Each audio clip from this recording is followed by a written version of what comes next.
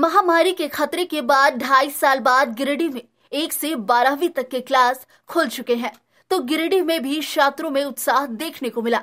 शहर से लेकर ग्रामीण इलाके के स्कूलों में स्टूडेंट्स शुक्रवार को क्लास अटेंड करने पहुंचे। हालांकि छात्रों की संख्या में बेहद कमी थी। खास तौर पर जूनियर क्लास 1 से 4 तक के छात्रों की संख्या न के बराबर ही रही। लेकिन शिक्षक की मौजूदगी और 2.5 सालों बाद ब्लैक बोर्ड में ऑफलाइन पढ़ाई को लेकर छात्र दूसरे दिन पूरी रुचि के साथ पढ़ाई करते नजर आए। वहीं मौके पर शिक्षक और शिक्षिकाएं भी छात्रों को पढ़ाते दिखी। जिसके दूसरे दिन शुक्रवार को स्कूल का जायजा लेने न्यूज विंग की टीम शहर के सरस्वती शिशु विद्या मंदिर पहुंची, जहां सरस्वती पूजा की तैयारी चल रही थी। इस दौरान क्लास 4 की शिक्षिका प्रथा सिंह बच्चों का क्लास ले रही थी। शिक्षिका प्रथा सिंह ने कहा कि ऑफलाइन क्लास चल रहा था, लेकिन पढ़ाई में छात्रों को जो रुचि लेना चाहिए वैसी रुचि किसी क्लास के छात्र नहीं ले पा रहे थे। बच्चे कहते थे कि विषय का बहुत अच्छा प्रतिपादन नहीं हो पाता था। ऑनलाइन क्लासेस में उन्हें बहुत सी असुविधा होती थी, विशेषकर छोटे बच्चों को जो लिखने की शैली है, हमारे कहाँ कॉमा होना चाहिए, कहाँ पूर्ण विराम होना चाहिए, मैथमेटिक्स में है कोई प्रॉब्लम उनसे सॉल्व नहीं हो पा रहा है, तो उसको अच्छी तरह से समझने के लिए आपस में साक्षात्कार होना, शिक्षक और विद्यार्थी का एक जगह होना बहुत आवश्यक है। तो इस तरह से और अभिभावकों की भी शिकायत रहती थी कि बच्चों को इससे सेहत पे भी असर हो रहा था। लगातार वो ऑनलाइन कक्षा में बैठे रहते और उनकी सेहत पे भी असर, उनकी आंखों पे भी असर हो रहा था। कुछ बच्चे कमज़ोर होते हैं जिनको उनकी आंखों पर विशेष रूप से असर हो रहा था। तो इस तरह से अभिभावकों की भी इच्छा होती थी कि वो ऑफलाइन क्लास ही करें, बच्चे जितनी जल्दी हो विद्यालय आ सके। इसके लिए वो लोग भी बहुत इच्छुक थे और बहुत अच्छा लग रहा है विद्यालय का माहौल, जब हमारे भैया बहन हमारे विद्यालय में हैं और बच्चे भी बहुत खुश हैं यहाँ आकर कि हम लोग अच्छे से पढ़ पा रहे हैं। वहीं छात्र अक्षत का कहना है कि स्कूल खुला है तो इससे सबसे अधिक खुशी है, क्योंकि काफी दिनों से वे अपने दोस्तों से दूर थे। इतना ही नहीं, उसे ऑनलाइन पढ़ाई के दौरान काफी परेशानियां उठानी पड़ती थी। अब जब स्कूल खुल चुके हैं तो वे यही चाहते हैं कि इसी तरह वो हर रोज स्कूल आए। माय नेम इज अक्षत कुमार। मुझे बहुत अच्छा लग रहा है और मैं चाहता हूँ कि हमेशा स्कूल खुला ही रहे। वहीं 11वीं की छात्रा सुगंधा ने कहा कि ऑफलाइन क्लास करना सबों के लिए संभव नहीं है। कभी मोबाइल का डाटा खत्म होने की चिंता, तो कभी नेटवर्क की समस्या।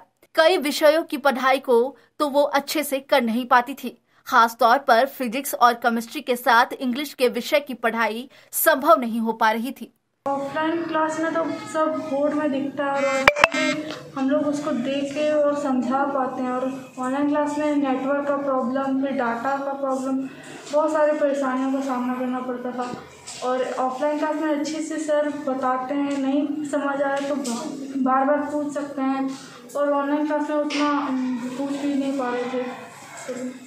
जो सब्जेक्ट था वो मतलब सबसे अधिक ऑनलाइन में किस विषय पर पढ़ाई में अधिक समस्या हो रहा था आपको? साइंस में, बायोलॉजी में और फिजिक्स और केमिस्ट्री।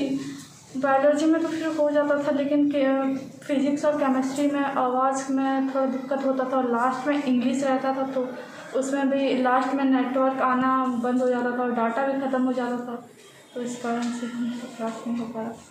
वहीं छात्रा पूनम ने बताया कि ऑनलाइन पढ़ाई उसके लिए संभव नहीं था, क्योंकि लगातार पढ़ाई के कारण उसकी आंखों में दर्द होने की समस्या शुरू हो गई थी।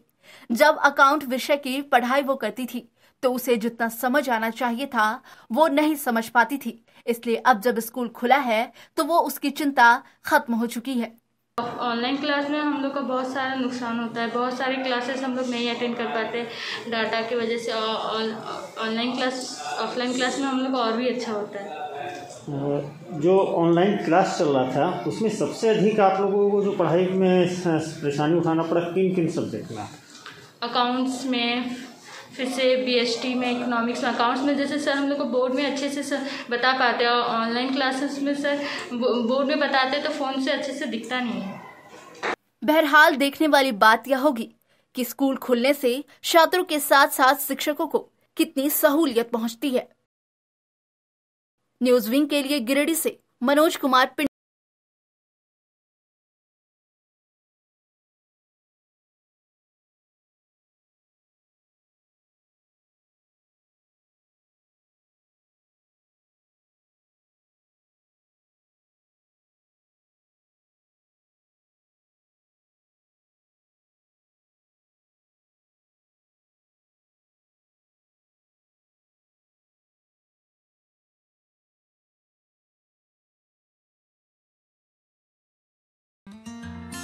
Giridih is a small place, and we have like very less facilities in terms of education and this kind of infrastructure.